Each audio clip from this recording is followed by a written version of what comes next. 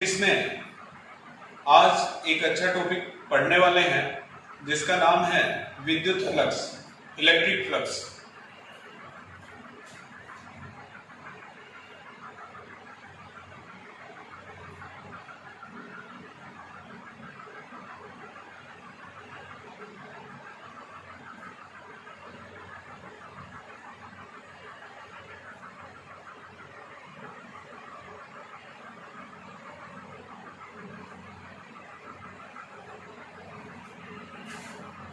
बच्चों, विद्युत फ्लक्स क्या है? हमने पढ़ा था विद्युत बल रेखाओं के बारे में। विद्युत बल रेखाओं के बारे में हमने कहा था कि वे विद्युत क्षेत्र की दिशा व परिमाण को व्यक्त करती हैं। यदि हम एक क्षेत्रफल लें तो उस क्षेत्रफल से कितनी विद्युत बल रेखाएं लंबवत निकलेंगी, इसे हम विद्युत फ्लक्स की सहायता से परिभाषित करते हैं। देखिए, परिभाषा कुछ इस तरह से दी जा सकती है। किसी पृष्ठ से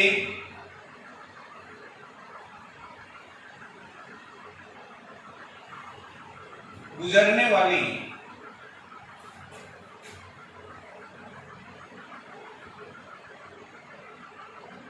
विद्युत बल रेखाओं की संख्या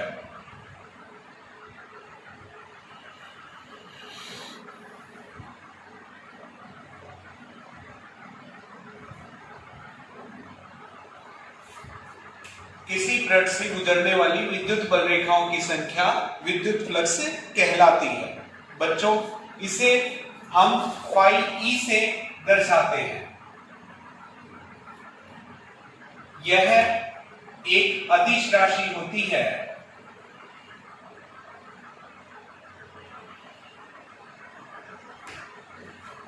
बात करते हैं इसके सूत्र की।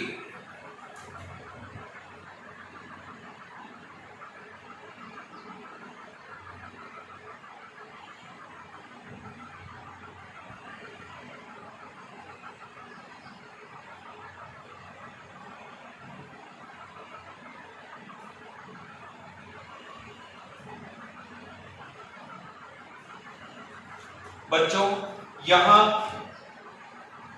सूत्र दिया गया है phi E equal to E dot D A. यहां ई विद्युत क्षेत्र है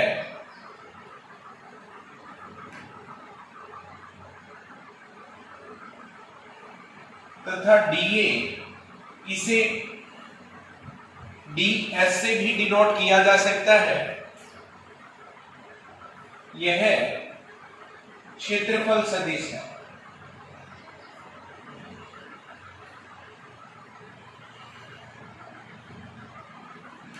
बच्चों, अल्पांश क्षेत्रफल सदिश की दिशा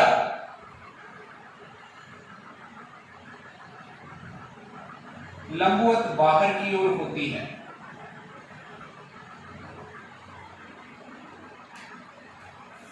तो इस सूत्र के आधार पर हम इसे इस प्रकार भी परिभाषित कर सकते हैं।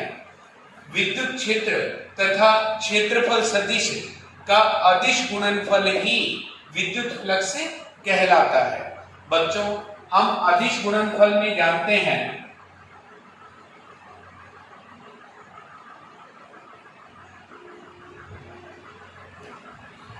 ए डॉट बी को हम ए बी कॉस थीटा लिख सकते हैं। तो यहां ई डॉट डी ए को हम लिख सकते हैं E D A cos theta. बच्चों, यहां थीटा ई और डी ए के मध्य बना हुआ कोण है।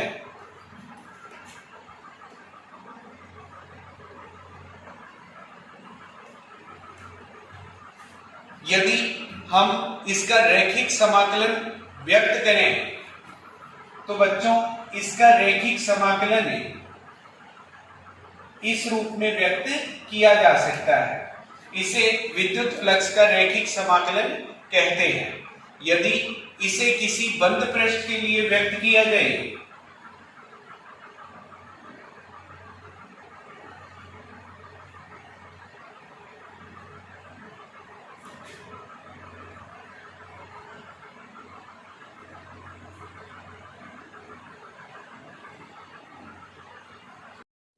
देखिए स्टूडेंट्स, हम विद्युत फ्लक्स का सूत्र लिख चुके हैं।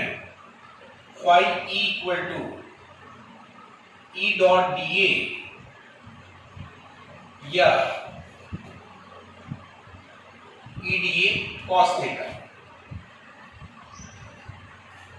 यदि यहां थीटा की निर्भरता के कारण इनके मानों पर चर्चा की जाए तो बच्चों, हमने पहले भी ये डिस्कस कर लिया है कि हमसे 3 स्थितियों की चर्चा अवश्य की जाती है।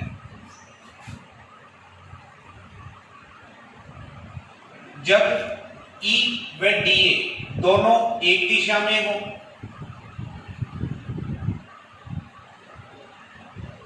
जब E व dA लंबवत हो, और तीसरा जब E व dA विपरीत दिशा में हो। बच्चों, सबसे पहले जब विद्युत क्षेत्र व क्षेत्रफल सदिश एक ही दिशा में हो तो इस स्थिति में दोनों के मध्य बनने वाला कोण 0 डिग्री होगा। इस स्थिति में विद्युत फ्लक्स में थीटा का मान रखा जाए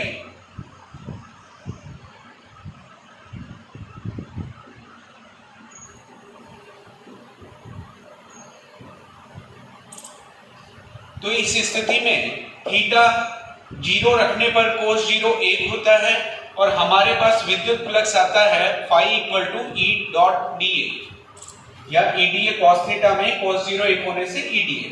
बच्चों, इस स्थिति में इसकी विशेषता ये है कि यह फ्लक्स धनात्मक फ्लक्स कहलाता है।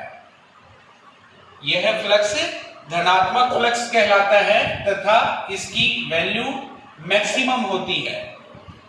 इसके पश्चात जब E व dA 90 डिग्री पर होते हैं, थीटा 90 डिग्री होने पर विद्युत फ्लक्स से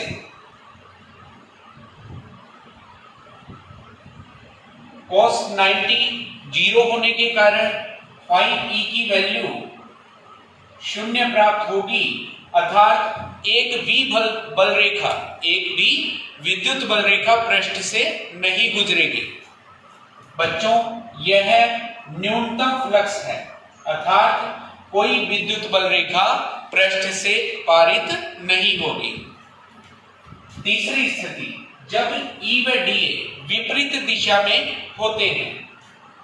बच्चों, थीटा 180 डिग्री होगा और cos 180 का मान होता है -1।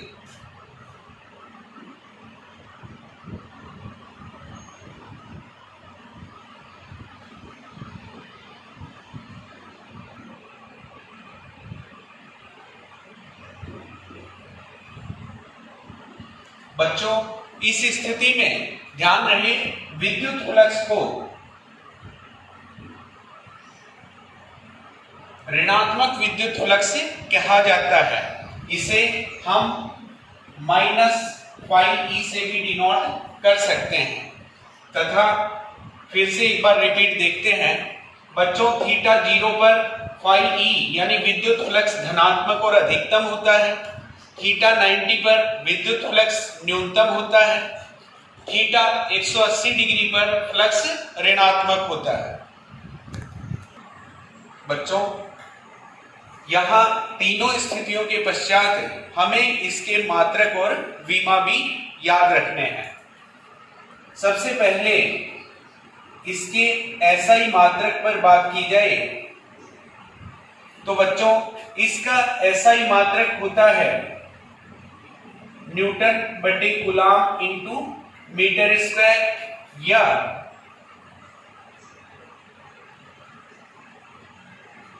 Volt meter. इसका SI मात्रक क्या होगा? न्यूटन बटे कूलाम इंटू मीटर स्क्वायर या इसके स्थान पर वोल्ट मीटर भी लिया जा सकता है। बात करते हैं विमा की। विमा, जैसा कि मैंने कहा, हम SI मात्रक की सहायता से भी बना लेते हैं। बच्चों, न्यूटन के लिए हम बल की विमा रखेंगे m1 L1 T-2 कूलाम के लिए A1 T1 और मीटर स्क्वायर के लिए L स्क्वायर। तो फाइनली m की पावर 1 L की पावर 3 T में -2 और 1 ऊपर आ जाएगी, T की पावर -3 और A1 ऊपर जाके माइनस में आ जाएगी। तो विद्युत फ्लक्स की विमा बनेगी m1 L3 T-3 A की पावर -1। देखिए स्टूडेंट्स, हम एक क्वेश्चन से इसे समझते हैं। क्वेश्चन इस प्रकार है, विद्युत क्षेत्र E = 200 I cap plus 300 J cap volt पर मीटर में स्थित एक क्षेत्रफल सदिश S = 5 × 10⁻³ J cap metre square से पारित विद्युत फ्लक्स का मान ज्ञात कीजिए।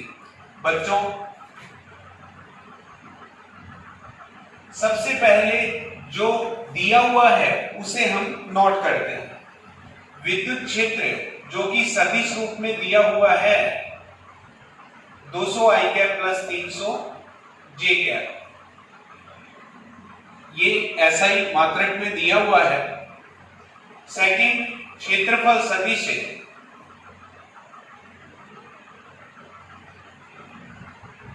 5 × 10⁻³ J कैप मीटर स्क्वायर, ये भी SI मात्रक में है। और हमसे विद्युत फ्लक्स पूछा गया है। बच्चों, चूंकि ये सदिश रूप में दिया हुआ है तो हम इसका वैल्यू निकालने के लिए सूत्र काम में लेते हैं E.S। जैसा मैंने कहा कि एरिया को, क्षेत्रफल सदिश को हम A सिंबल भी दे सकते हैं या S सिंबल भी दे सकते हैं, तो इस चीज से कंफ्यूज होने की आवश्यकता नहीं है। एरिया वेक्टर या सरफेस एरिया वेक्टर बात एक ही है। बच्चों, सदिश रूप में इनके मान रखने पर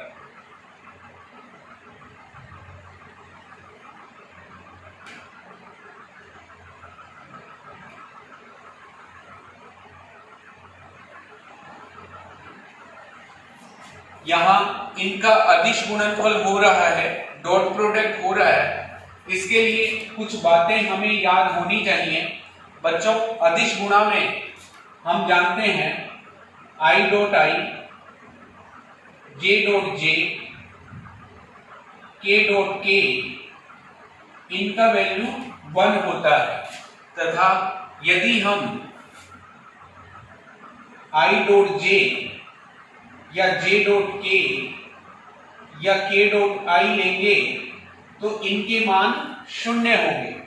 तो जैसा कि हमें पता है कि वैल्यू हमें सेम यूनिट वेक्टर मल्टीप्लाई होने पर ही मिलती है, किसमें? डॉट प्रोडक्ट में। और अगर हम डिफरेंट यूनिट वेक्टर मल्टीप्लाई कर रहे हैं जो कि परपेंडिकुलर है, 90 डिग्री पर है, तो उसमें हमें रिजल्ट 0 मिलता है। तो बच्चों, यहां हमको वैल्यू देंगे ओनली J कैप वाले वेक्टर। बाकी यदि हम I कैप और J कैप को मल्टीप्लाई करेंगे तो हमारा आंसर 0 आएगा। तो हम J वाले वेक्टर को J वाले वेक्टर से मल्टीप्लाई करेंगे।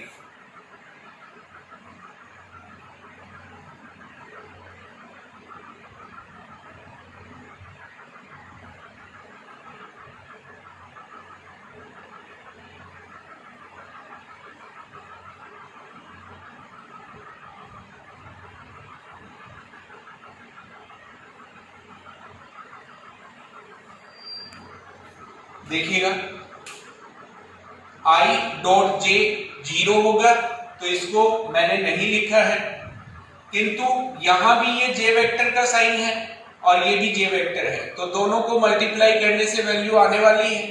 तो बेटा, नंबर से मल्टीप्लाई होता है, यूनिट वेक्टर से मल्टीप्लाई होता है। तो संख्या को संख्या से गुणा कर दिया है और इकाई सदिश को इकाई सदिश से गुणा कर दिया है। यहाँ 1500 गुणा 10 की पावर -3, j डॉट j का वैल्यू 1, और इसको हम वैज्ञानिक पद्धति में a गुणा 10 की पावर b के रूप में लिखते हैं, तो बेटा इसको लिखा जा सकता है 1.5। तो अपना आंसर है 1.5।